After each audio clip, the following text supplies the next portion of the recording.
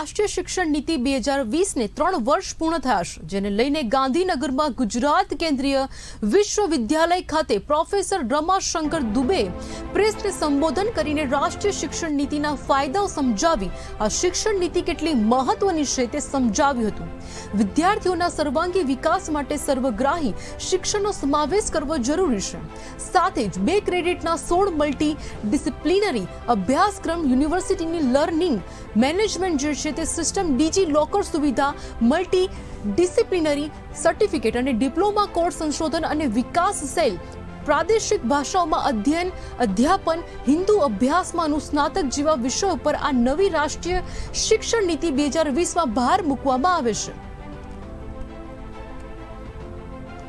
उसमें प्रमुख बिंदु राष्ट्रीय शिक्षा नीति के अंतर्गत है होलिस्टिक एंड मल्टीडिसिप्लिनरी एजुकेशन। इसका अर्थ हुआ छात्रों का सर्वांगीण और बहुमुखी विकास।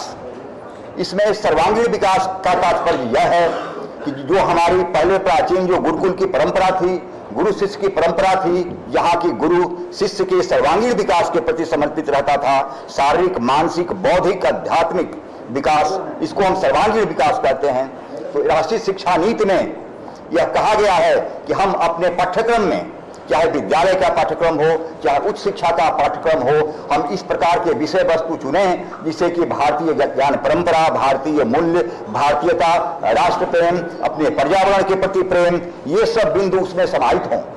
और गुजरात केंद्रीय विश्वविद्यालय में प्रवेश लेने वाले प्रत्येक व्यक्ति के लिए हम लोगों ने हर सेमेस्टर में 2 क्रेडिट कोर्स कंपलसरी है, जो कि उसमें भारतीयता के बारे में, भारतीय मूल्य के बारे में, भारतीय ज्ञान परंपरा जो कि समृद्ध हमारी परंपरा रही है उसके बारे में, और वो काफी सुचारू रूप से कोर्सेज चल रहे हैं, जिससे लड़कों में उनकी बहुमुखी प्रतिभा का विकास हो रहा है। और इस दूसरी बात मल्टीडिसिप्लिनरी एजुकेशन की बात है। ये राष्ट्रीय शिक्षा नीति पहली शिक्षा नीति है कि मल्टीडिसिप्लिनरी एजुकेशन की बात कहती है। इस शिक्षा नीति में वर्णित है कि हम एक विषय में पारंगत हों, एक विषय जो विषय में हम बीएससी ऑनर्स कर रहे हैं, एमएससी कर रहे हैं, पारंगत हों, मगर उसके साथ साथ हम रुचि रखने वाले दूसरे विषयों की भी एकाध विषय चाहे जो हम चाहते हैं उसमें भी जानकारी हम रखें।